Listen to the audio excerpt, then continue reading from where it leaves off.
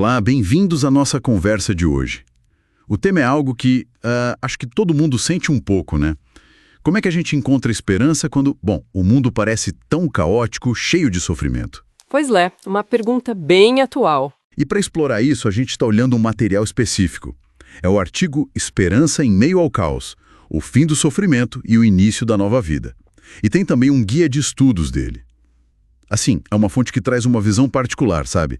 Fundamentada em promessas bíblicas para responder essa sensação de desordem. Uhum. O objetivo aqui é entender como essa perspectiva, especificamente, olha para o sofrimento atual e projeta uma transformação, um novo começo. Então, bora lá entender isso melhor. Vamos sim. O ponto de partida do artigo é justamente esse, né?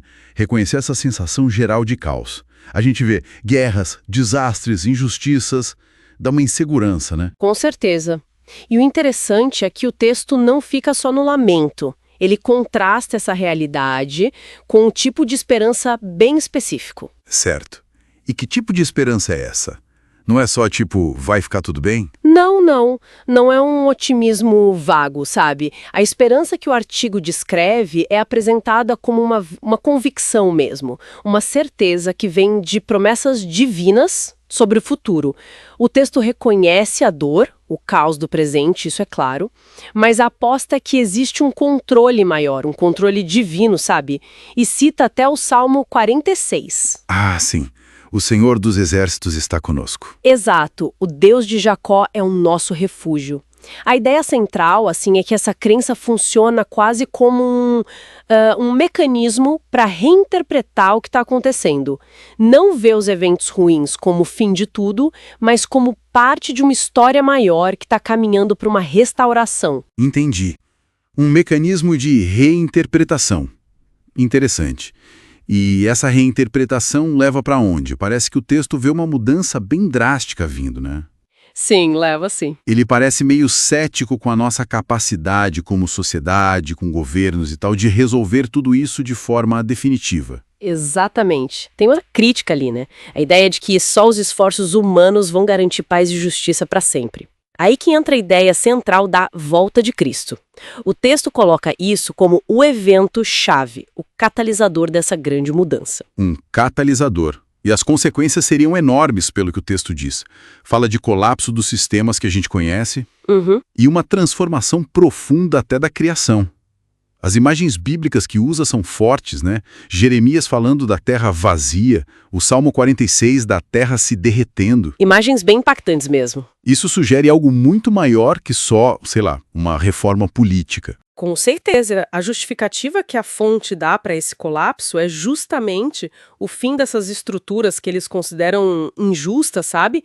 E do sofrimento que elas causam. Se a gente conectar isso ao quadro geral que o texto pinta, é uma renovação cósmica. É o cumprimento da promessa do novo céu e nova terra, de Apocalipse.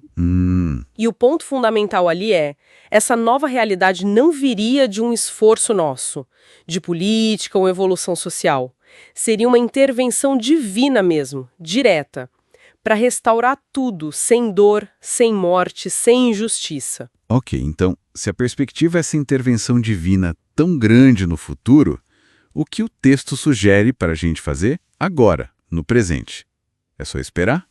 Ficar passivo? Não, de jeito nenhum. Pelo contrário, o material enfatiza muito uma resposta de fé ativa e de perseverança. Isso é crucial. Não é para ficar de braços cruzados, sabe? Tem até aquela analogia de Pedro andando sobre as águas. Distância para alcançar o que foi prometido. A fé aqui não é só acreditar, é agir com base nessa crença. Entendi. Então a fé e a esperança viram tipo um motor para a ação, para a resiliência agora. Perfeito. É isso. Segundo o texto, essa visão de futuro impacta diretamente como se vive o presente. A fé vira essa lente que reinterpreta a realidade. O sofrimento, claro, continua real, doloroso, mas pode ser visto também como uma chance de crescer espiritualmente. O texto fala disso. E essa esperança dá um propósito, né? Tem um chamado para ser luz, para viver diferente, compartilhar a mensagem, mesmo com as dificuldades. A convicção no futuro muda o jeito de encarar e agir hoje. Faz todo sentido. Bom, para a gente resumir um pouco nossa análise, então. O material que a gente viu oferece uma estrutura de esperança bem definida para lidar com essa percepção de caos, né? Uma esperança baseada nessas promessas bíblicas específicas, que apontam para uma intervenção divina lá na frente, resultando numa transformação radical mesmo. O fim do sofrimento, uma realidade totalmente nova. Recapitulando os pontos-chave. O texto reconhece o caos atual, define essa esperança como uma certeza divina, não um desejo vago. Sim. Vê os sistemas humanos como insuficiente, coloca a volta de Cristo como central, e daí chama para uma fé ativa e perseverante agora. Exatamente. E para a gente fechar com uma reflexão talvez inspirada nisso tudo. A fonte sugere ver o sofrimento como um instrumento para crescimento espiritual. Se a gente ampliar um pouco essa ideia, sabe, para além da visão específica do texto, como será que a gente pode olhar para os desafios, sejam pessoais, sociais, não só como problemas, mas talvez como potenciais catalisadores?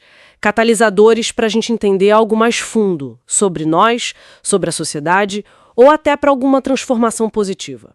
Isso, claro, independentemente da crença de cada um sobre o futuro. Fica aí a pergunta para a gente pensar, né?